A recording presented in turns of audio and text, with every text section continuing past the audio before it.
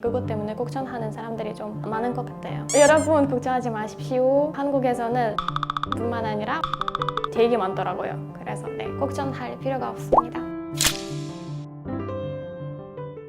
안녕하세요. 저 러시아에서 온 마리입니다. 반갑습니다. 한국으로 온 지 2년 되었습니다. 저 원래 어렸을 때부터 한국에 대해 알았는데요. 왜냐면 제가 블라디보스톡에서 왔어요. 블라디보스톡은 한국과 지리적으로 가까워서 그래서 제가 어렸을 때부터 한국에 대한 잘 알았습니다. 그리고 한국어 공부를 아마 고등학교 공부했을 때는 한국어는 원래 너무 아름다우니까 너무 부드럽게 들리니까 그때 스스로 한국 공부를 시작하게 되었습니다. 저 많이 만났어요. 원래 한국과 지리적으로 가깝게 사니까 어렸을 때부터 많이 만났어요. 하지만 러시아 유럽 쪽으로 모스크바나 아니면 그 유럽 쪽에 살고 있는 사람들이 많이 만나는지 아니면 못 만나는지 잘 몰라요. 러시아 좀 넓은 나라니까. 러시아에서는 다른 나라들과 마찬가지로 한국에 대한 잘 알고 한국에 대한 큰 관심이 있는 사람들도 있고 한국을 잘 모르는 사람들도 있습니다. 그래서 그런 사람들이 한국에 대한 좀 오해 아니면 잘못하는 그런 생각 가진 사람들이 좀 있을 수도 있다고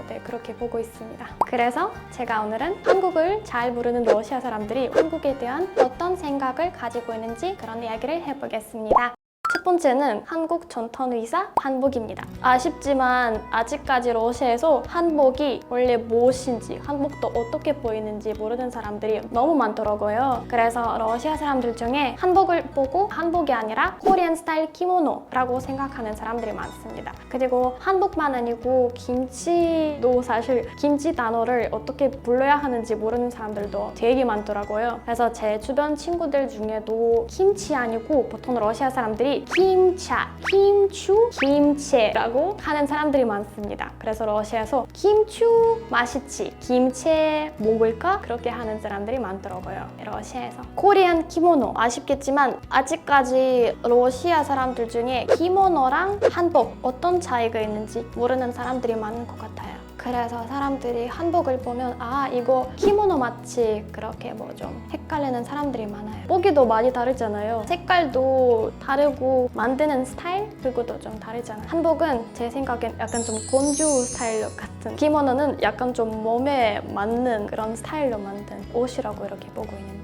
그리고 차이를 모르는 사람들이 많아요. 사람들이 김치 잘 알고 있지만 김치 단어 원래 올바르게 어떻게 발음해야 하는지 모르는 사람들이 많은 것 같아요. 보통 사람들이 약간 좀 러시아어 스타일로 김치 아니고 약간 좀 김차 약간 좀 러시아어스럽게 아마 지역에 따라 다를 수도 있지만 카바롭스크나 아니면 블라디보스톡에서 러시아 사람들이 김치를 많이 먹고 있어요. 많이 먹으면서도 특히 나이 많으신 분들이 아직까지 김차, 김추, 김제 아직까지 이렇게 하고 있습니다. 두 번째는 아직까지 러시아에서 한국어와 중국어 그 차이를 모르는 사람들이 많고 아직까지 러시아 사람들 중에 한국 사람들이 중국어 글자를 사용하고 있다고 생각하는 사람들이 많은 것 같아요. 러시아에서 한국어와 중국어는 아무런 차이가 없고 똑같은 언어로 보는 사람들이 많아요. 러시아에서. 그래서 제가 러시아에서 공부했을 때는 어떤 커피숍이나 아니면 도서관에서 그때 한국어를 공부했는데요. 그리고 어떤 러시아 아저씨가 제 한국어 교과서를 보고 와, 너 중국어 공부하고 있구나 그렇게 하셨어요. 중국어 무슨, 제가 보기에는 중국어랑 한국어 너무 다르잖아요. 그런 차이를 모르시는 사람들이 좀 아직까지 헷갈리는 그런 경우가 많더라고요. 아마 많은 러시아 사람들이 일본 사람들과 중국인 그리고 한국인 한자를 사용하고 있다고 생각하니까 한글을 보면 아 이거 글자 아니고 그냥 한자, 이거 아 중국 한자구나 그렇게 생각하고 있습니다. 잘 몰라서 그럴 수도 있어요. 저 중국어 공부해 본 적이 있는데요. 제가 초등학교부터 고등학교까지 중국어 배웠으니까 중국어랑 한국어는 어떤 차이가 있는지 무조건 알고 있습니다. 그래도 제가 한국에서 공부할 때도 신문 아니면 뉴스를 볼 때는 가끔 한자를 볼 수 있잖아요. 그래서 제가 그때 중국어 공부했으니까 사실 중국어 공부가 큰 도움이 되었어요. 한국어 공부하기 위해서. 세 번째는 한국에 대한 여러 가지 오해들 중에 하나는 한식의 다양성입니다. 러시아 사람들이 한식이라면 무조건 매우 맵고 외국인들이 먹을 수 없을 만큼 만큼 너무 매운 음식이라고 생각합니다. 그리고 러시아 사람들 중에 아직까지 한국 사람들이 개고기 먹고 있다고 그렇게 생각하는 사람들이 좀 있습니다. 하지만 지금 삼겹살, 김, 그리고 비빔밥, 한국 음식이 한식이 알려주면서 그런 오해가 좀 사라지고 있는 것 같다고 생각합니다. 매운 것도 있고 단 것도 있고 다 있잖아요. 뭐 예를 들면 달콤한 음식이라면 뭐 불고기, 찜닭 여러 가지 맛이 있잖아요. 한식이라면. 하지만 빨간 게 뭐 많긴 해요. 그리고 김밥, 비빔밥도 안 맵잖아요. 저 매운 거 잘 먹을 수 있지만 보통 러시아 사람들이 좀 덜 맵고 부드러운 맛 좋아하니까 많은 러시아 사람들이 한국으로 오기 전에는 와 여기서는 음식이 다 매우니까 여기는 원래 먹을 거 있을까? 어떻게 먹을 수 있어? 문제가 생길 수 있잖아. 우리는 매울 걸 잘 먹을 수 없어서 그것 때문에 걱정하는 사람들이 좀 많은 것 같아요. 여러분 걱정하지 마십시오. 한국에서는 매운 음식뿐만 아니라 다양한 맛의 음식이 되게 많더라고요. 그래서 걱정할 필요가 없습니다. 제가 보기에는.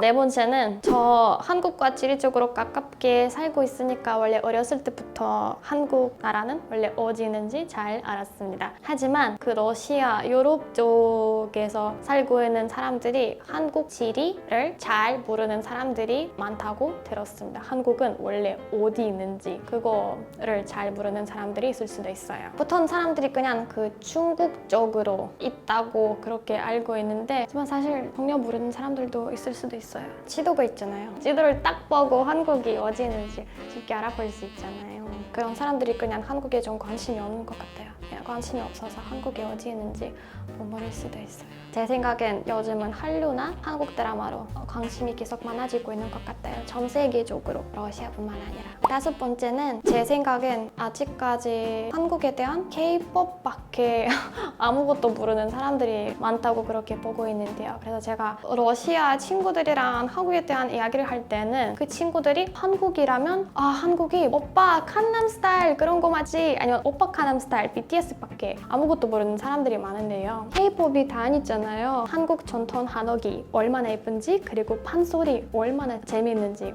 사람들이 좀 몰라서 그런 아쉬운 마음 그런 거 좀 느끼고 있어요. 그래서 제 생각엔 러시아 사람들이 앞으로 한국에 대한 조금 더 자세히 알아야 할 필요가 있다고 그렇게 생각하고 있습니다.